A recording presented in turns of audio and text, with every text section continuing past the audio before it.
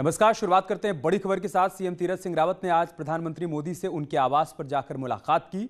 बताया जा रहा है कि इस मुलाकात में पीएम मोदी से सीएम ने उत्तराखंड के विकास कार्यों पर चर्चा की है। साथ ही केदारनाथ और बद्रीनाथ में चल रहे विकास कार्यों पर मंथन भी किया। इसके साथ ही कोरोना संक्रमण के दौरान की गई तैयारी और वैक्सीनेशन पर भी दोनों के बीच चर्चा हुई है। मुलाकात की तस्वीरें हम आपको दिखा रहे हैं। सीएम ने आज प्रधानमंत्री मोदी से मुलाकात की। उनके आवास पर जाकर अलग अलग मुद्दों पर दोनों के बीच चर्चा हुई है, मंथन किया गया है वैक्सीनेशन को लेकर। साथ ही केदारनाथ बद्रीनाथ धाम में जो विकास कार्य चल रहे हैं, पुनर्निर्माण के कार्य चल रहे हैं, उसकी प्रगति पर भी दोनों के बीच चर्चा हुई है। इसके अलावा दिल्ली में सीएम तीरथ सिंह रावत ने केंद्रीय संचार मंत्री रविशंकर प्रसाद से भी मुलाकात की। मीटिंग के बाद रविशंकर प्रसाद ने कहा कि मुख्य रूप से चर्चा की गई कि उत्तराखंड में ऑप्टिकल फाइबर नेटवर्क को कैसे मजबूत किया जाए। पहाड़ में अगर फाइबर नेटवर्क आ जाएगा तो लोगों को आसानी होगी। उन्होंने कहा कि पीएम मोदी की इच्छा है कि उत्तराखंड आगे बढ़े और मेरी भी ये विशेष इच्छा है। हुई पूरे उत्तराखंड को ऑप्टिकल फाइबर नेटवर्क ग्राम पंचायतों तक जाने के संबंध में, तो मैं चाहता हूं वो काम पूरा होना चाहिए। वो इसलिए भी ज़रूरी है कि जो पहाड़ में दूर दूर गांव हैं वो ऑप्टिकल फाइबर प्रभावी रूप से आ जाएगा तो जनोपयोगी सेवा प्राप्त करने में बहुत सुविधा हो। फिर कहूँगा उत्तराखंड आगे बढ़े, ये नरेंद्र मोदी सरकार की इच्छा है और मेरी तो विशेष इच्छा है। इसके अलावा सीएम तीरथ सिंह रावत ने बीजेपी के वरिष्ठ नेता मुरली मनोहर जोशी जी से भी मुलाकात की। दोनों नेताओं के बीच करीब 50 मिनट तक मुलाकात चली और इस दौरान उत्तराखंड के विकास कार्यों और राजनीतिक हालात पर दोनों के बीच चर्चा हुई। ये तस्वीरें हम आपको मुलाकात के दौरान के दिखा रहे। बीजेपी के वरिष्ठ नेता मुरली मनोहर जोशी से सीएम ने मुलाकात की। दोनों के बीच काफी देर तक बातचीत हुई। उत्तराखंड के विकास को लेकर दोनों के बीच चर्चा हुई। उत्तराखंड में कोरोना केस में रिकॉर्ड कमी आई है। बीते 24 घंटे में सिर्फ 395 केस सामने आए हैं, जबकि 21 मरीजों की मौत हुई है। वहीं 2335 मरीज ठीक होकर अपने घर गए हैं। राज्य में अभी भी 14,000 से ज्यादा एक्टिव केस हैं। राज्य में रिकवरी रेट करीब 92% तक पहुंच चुका है। वहीं आज हर जिले में 100 से कम केस आए हैं। देहरादून की बात करें तो 94, हरिद्वार में 62 केस, नैनीताल में 35 केस, उधम सिंह नगर में 39 नए केस आए हैं।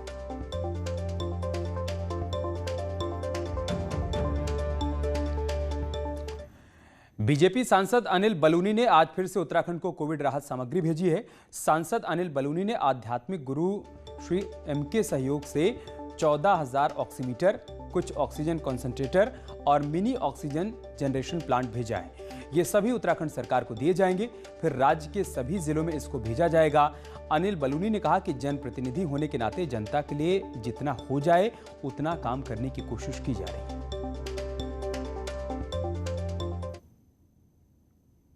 आप सब लोग जानते हैं कि जिस तरीके से पूरे देश के अंदर कोविड की महामारी चल रही है, उत्तराखंड भी उससे अछूता नहीं है।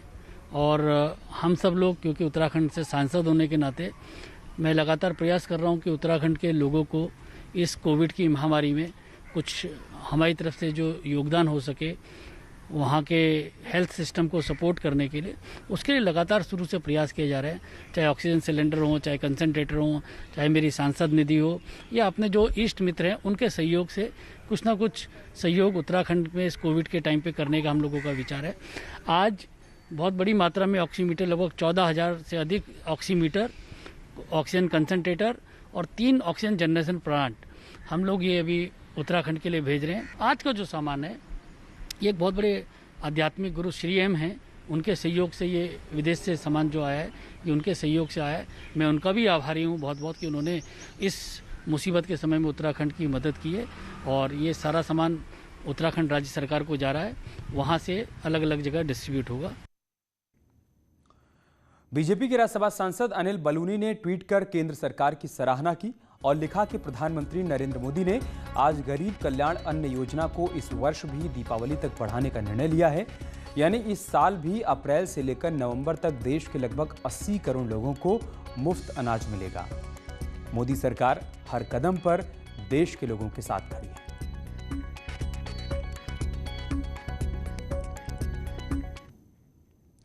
ब्लैक फंगस के बाद अब एस्परजिलस संक्रमण के केस सामने आने से लोगों में दहशत का माहौल है, लेकिन क्या कोरोना से इसका कोई कनेक्शन है? आइए आपको दिखाते हैं। देहरादून के अस्पताल में ब्लैक फंगस के बाद कोरोना से ठीक हुए मरीजों में एस्परजिलस के केस सामने आने से लोग डरे हुए हैं, लेकिन मेडिकल एक्सपर्ट्स ने साफ कर दिया है कि एस्परजिलस फंगस आम फंगस की तरह है। इसका कोरोना से कोई कनेक्शन नहीं और न ही ये फंगस नया है। दरअसल इस बीमारी के 20 मरीज दून के अलग अलग हॉस्पिटल में एडमिट हैं, जिसके बाद लोग इसे नया वेरिएंट मान रहे थे। देखिए, एस्परजिलस भी एक बहुत पुरानी फंगस है। हम लोग इसके केसेस देखते रहे हैं। कोई भी फंगस बेसिकली जब बंदे की इम्यूनिटी लो होती है तभी वो ज़्यादा अटैक और गंभीर रूप में सामने आती हैं। एस्परजिलस भी इस तरह से ही है। आज कुछ एक कोविड के पेशेंट में शायद ये मिली हो। दरअसल इस फंगस के ज्यादा चांस दमा के मरीजों में है। एक्सपर्ट मानते हैं कि अगर दमा का हल्का सा भी इन्फेक्शन बॉडी में है तो फंगस जल्दी पकड़ता है।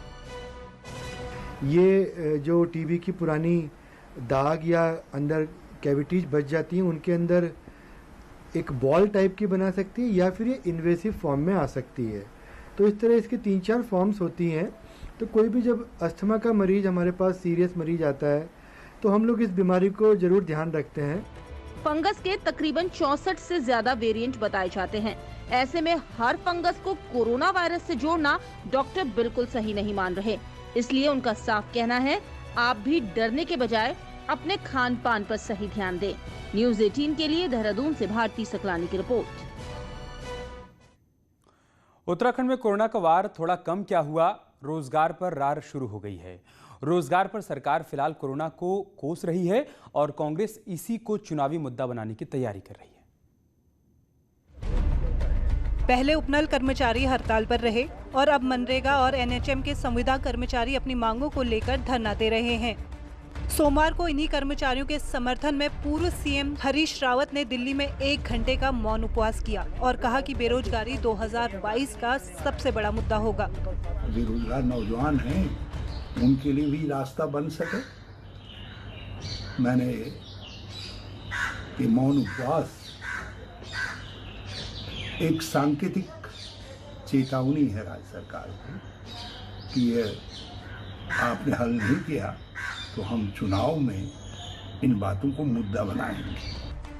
उत्तराखंड में पूर्व सीएम त्रिवेंद्र सिंह रावत ने 2020 और 21 को रोजगार वर्ष बताया था, लेकिन बीते 15 महीने में कोरोना की वजह से कोई बड़ा एग्जाम नहीं हुआ।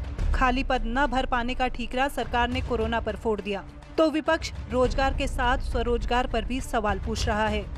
देखिए, सरकार बहुत गंभीर है और जैसे ही कोविड की स्थिति सुधरेगी, राज्य में जितने पद खाली हैं तत्काल बेरोजगारों को नौकरी देने की कार्रवाई की जाएगी और अतिशीघ्र इन पदों को भरने का काम किया जाएगा। मुख्यमंत्री त्रिवेंद्र रावत ने कहा कि भाई हम जो है लड़कों को जो है मुख्यमंत्री स्वरोजगार योजना चलाएंगे।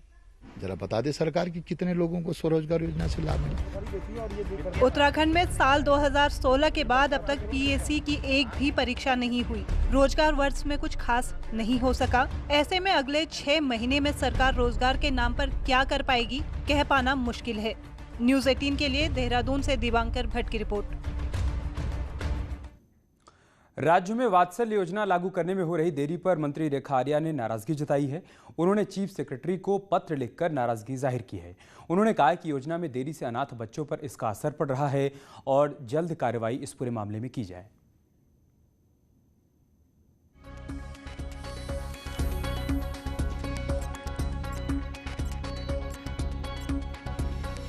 हमारे विभाग के माध्यम से ही नहीं बल्कि इसमें समावेशी विभागों के माध्यम से भी इसमें सबकी सहमति की आवश्यकता है, जिसके लिए चीफ सेक्रेटरी को इसकी पहल करनी चाहिए, क्योंकि इसमें हम यदि मुफ्त शिक्षा की बात कर रहे हैं तो शिक्षा सचिव का भी रोल है। यदि हम मुफ्त खाद्यान्न की बात कर रहे हैं तो खाद्यान्न सचिव का भी रोल है। जल्द से जल्द ये योजना जो है हमारे अनाथ बच्चों को अनाथ बच्चों तक जो है इसका लाभ पहुंचे, ऐसा सुनिश्चित करेंगे, ऐसा मेरा मानना है। पर बहुत नाराज़गी जो है आज मैंने मौखिक रूप से भी और लिखित रूप से भी, दोनों रूप से उनसे जाहिर की है। देहरादून में 15 साल से बंद पड़े आईडीपीएल के ऑक्सीजन प्लांट को सेना के इंजीनियर्स ने कड़ी मेहनत के बाद दोबारा काम करने लायक तैयार कर दिया है। विधानसभा के अध्यक्ष प्रेमचंद अग्रवाल ने आज ऑक्सीजन प्लांट का निरीक्षण किया और सेना के जवानों का हौसला बढ़ाया। उन्होंने जवानों को प्रतीक चिन्ह भेंट किया और कोरोना से बचाव के लिए सैनिटाइजर, मास्क और आयुर्वेदिक कोरोनिल किट भी बांटी। इस मौके पर उन्होंने कहा कि जल्द ही इसका उद्घाटन किया जाएगा।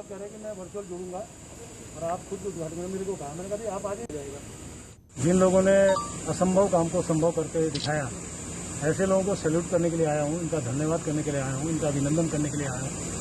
क्योंकि ये बात सच है कि शुरुआती तौर पर तो लग ही नहीं रहा था कि हम इस काम में हम सफलता हासिल कर पाएंगे। IRPL प्रशासन द्वारा कही गया था कि 15 साल पहले ये बंद हो गई, तब ये इस्टेब्लिश हुई थी। 15 साल तक तो इसमें जंग खा गया होगा, ना कोई स्पेयर पार्ट मिलेगा, ना इसको चलाने वाला कोई मिलेगा। लेकिन उसके बावजूद जब फौज ने अपने हाथ में इस काम को लिया। रामनगर में ढेला रेंज के पास एक हाथी बाइक सवारों के पीछे पड़ गया। बताया जा रहा है कि एक बाइक पर 2 लोग रामनगर से ढेला की ओर आ रहे थे, तभी एक हाथी ने उनका रास्ता रोक लिया, जिसके बाद वो हाथी के जाने का इंतजार कर ही रहे थे कि हाथी अचानक से बाइक सवारों के पीछे दौड़ पड़ा। बाइक सवारों ने इस दौरान हाथी का वीडियो बनाया और बाद में वहां से भागने में कामयाब हो सके।